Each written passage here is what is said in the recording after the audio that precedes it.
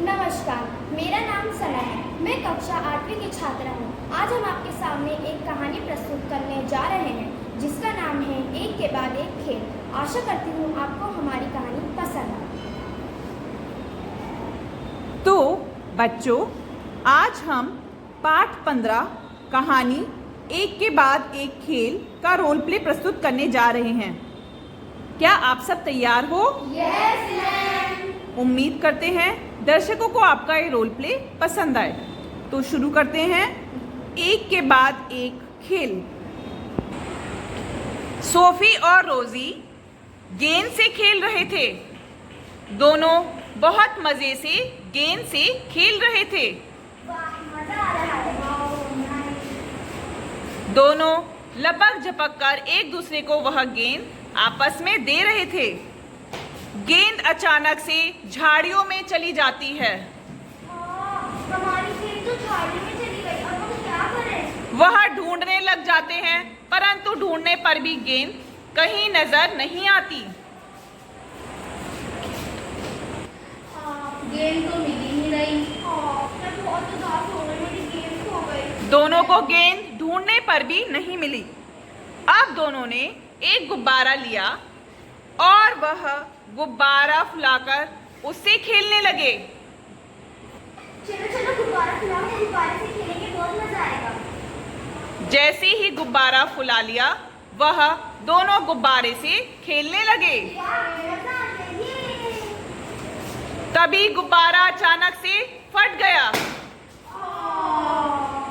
अब दोनों फिर उदास हो गए। अब दोनों ने पतंग देखी और वह पतंग उड़ाने लगे। अब हम पतंग उड़ाएंगे। हाँ, बहुत मजा आएगा। चलो पतंग उड़ाते हैं। वाह, मेरी तो बहुत ही सुंदर पतंग है। मेरी भी बहुत सुंदर। दोनों ने पतंग ली और पतंग उड़ाने लग गए। अचानक से बारिश शुरू हो गई। दोनों इधर उधर भागने लगे। पतंग छुपाते हुए दोनों इधर उधर दौड़ने लगे। पतंग तो गीली हो गई। अच्छा तो हमें घर आ गए। दोनों घर पर आ गए और गीली पतंग उन्होंने अपने घर पर रख दी। थोड़ी देर बाद बारिश रुक गई। वाह, बारिश तो रुक गई और मौसम भी बहुत अच्छा हो गया। परंतु जैसे ही उन्होंने देखा, आंगन में पानी भर गया था। इतना सारा पानी तो गीली हो गई। दोनों ने आंगन में पानी भरा हुआ देखा और दोनों सोचने लगे, अब क्या खेला जाए। अरे अब क्या खेलें हम? अब हम क्या खेलें? तभी वहां पर दादी आती हैं। जैसे ही वहां दादी पहुंची, दोनों से उन्होंने पूछा, अरे बच्चों, क्यों परेशान हो?